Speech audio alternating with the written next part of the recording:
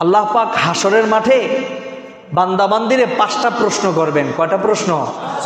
এই 5টা প্রশ্ন করলে তারপরে আমরা নড়াচড়া করে আল্লাহর ফয়সালা অনুযায়ী এদিক সেদিক যেতে পারবো। এই 5টা প্রশ্নের আগে একটা কদম নড়াচড়ার কোনো ক্ষমতা কোনো বান্দাবান্দির থাকবে না। লা তাজুলু কদমা ইবনি আদমা ইয়াউমাল কিয়ামা। আল্লাহ রসুল বলছেন কাল কিয়ামতের ময়দানে 5টা প্রশ্ন করা হবে। এই 5টা প্রশ্নের উত্তর যদি কোনো ব্যক্তি দিতে না পারে তাহলে সে এক কদমও নড়াচড়া করতে পারবে না। আমার বন্ধুরা, তাহলে একটু খেয়াল করেন, এই 5টা প্রশ্নের মধ্যে একটা প্রশ্ন হচ্ছে ওয়ামাজা আমিলা বিমাজা আলিমা। তুমি ইসলাম সম্পর্কে কতটুক জেনেছো? এই একটা প্রশ্ন হাসরের মাঠে করবে। তুমি ইসলাম সম্পর্কে কতটুক জেনেছো, এরপরে তুমি সেই অনুপাতে কতটুক আমল করেছো। এই 2টা প্রশ্ন ওই 5টা প্রশ্নের মধ্যে আছে। আমার বন্ধুরা, এখানে অনেক যুবক ভাইয়েরা আছেন, আপনাদের যৌবন কাল এখন চলতেছে।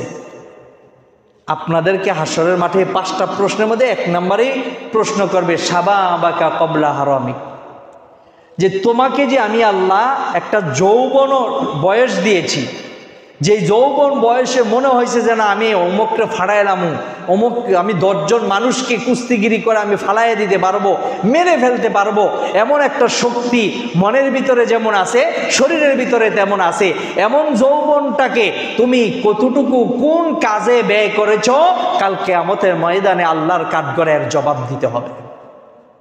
যৌবনটা অনেক দামি একটা জিনিস। এই যৌবন মানুষের জীবনে একবারই আসবে, আর এই যৌবন যখন চলে যাবে তখন আপনি সারা জীবন কান্না করেও আর এই যৌবন পাবেন না। এজন্য যুবক ভাইরা, 5টা প্রশ্নের মধ্যে যুবকদেরকে এই প্রশ্নই করা হবে যে তোমার যৌবনকাল কোন কাজে ব্যয় করেছো। আমার বন্ধুরা, তাহলে আমি যেই কথা বলতেছিলাম যে ইসলাম সম্পর্কে যে আমাদের সলিডটা জানতে হবে, একুরেটটা জানতে হবে, এই জানার দায়িত্ব আল্লাহ আমাদেরকে দিয়েছে। কাল কিয়ামতের ময়দানে এই জন্য আমাদের জিজ্ঞাসিত হতে হবে।